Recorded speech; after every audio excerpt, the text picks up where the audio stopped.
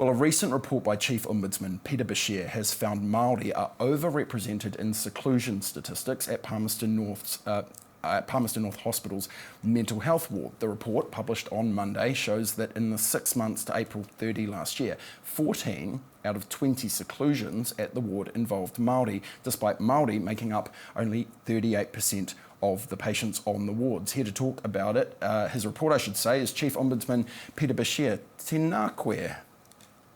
Tēnā koe, ngā mihi nui mai I te San Francisco. Kia ora. Kia ora. And I hope you're enjoying your trip. Let's talk about the report if we can. First up, can we get out of the way what seclusion actually means? I mean, this is basically solitary confinement, right? Well, it's not quite defined as that, but seclusion is when you are not free to leave the place where you're in and you haven't consented. So there's the element of not being able to leave and you've got to be alone for that period. That's the definition of seclusion. Okay, so I mean, this report's based on obviously statistics from Palmerston North where you conducted your sort of investigation. Are they indicative in your understanding of hospitals right across Aotearoa? Well, what bothers me about this is this. We did the first of these reports, Te Awhina, which is an acute unit in Wanganui, and that was in July 2021. Now, the stats there were of the patient numbers, 46% Māori, but those secluded 66%. Then we go to the one released just last week, Te Whare Mai Angiangi, which is Tauranga, where Māori were 40% of admissions, and yet 57% of seclusions were Māori and 44% other. And then you look at the one that you've just mentioned, which is Ward 21, probably the most unfit for purpose that we've seen, where the Māori rates of seclusion, 38% of patients when we inspected were Māori, but 70% were secluded were Māori. They're pretty damning statistics. What's going on inside? Is it differing levels of mental illness as a result of this, or is it prejudice against Māori operating within the system, or is it both? I just wonder whether it's not a combination of factors. It may be, see, a lot of these units are overpopulated. We found between 120% and 150% overpopulated. Staff shortages, some of the units are not fit for purpose.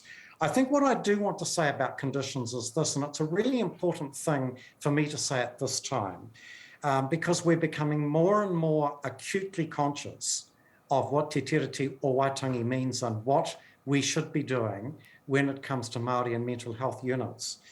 And I think what we're seeing is this, that to ensure humane and equitable treatment of Māori and to act consistently with the principles of te tiriti o Waitangi, it is necessary to recognise and remedy the disproportionality as a matter of urgency.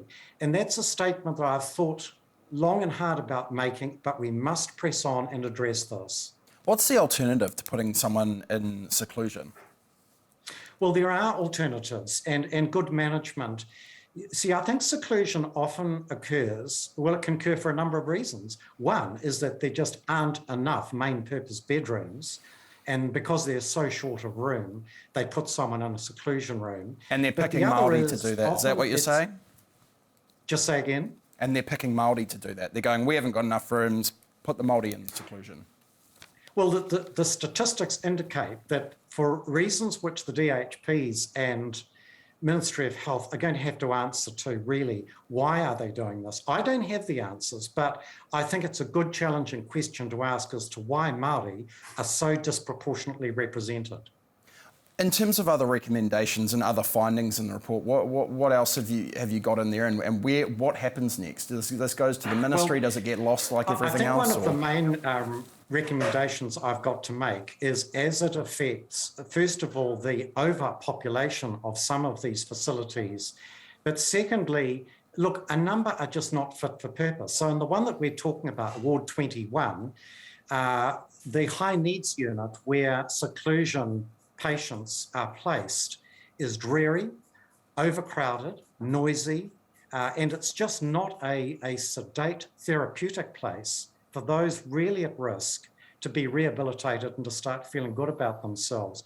I think until we start getting some of these facilities up to scratch and we get facilities which are good for purpose and these ones are not, we're going to continue to struggle. Listen, there was a News Hub report last year that said over $1 billion that the government put into mental health, there wasn't a single new acute bed. Is this government failing people on mental health?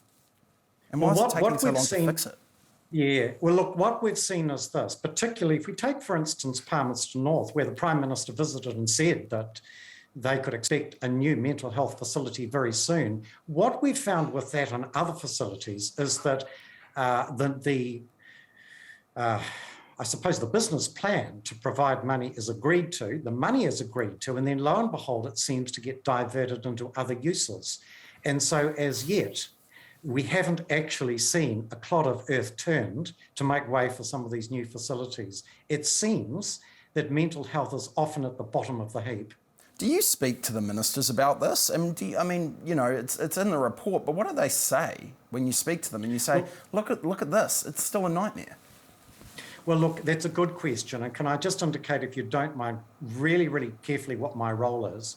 So I'm an officer of Parliament appointed by the Parliament to report to the Parliament.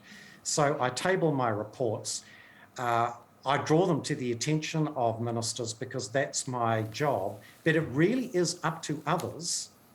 And in this case, I'm looking at the Ministry of Health, who is the steward of our money here, to ensure that Māori in particular, but all mental health patients, have a facility and a rehabilitation and recuperation which is good for purpose.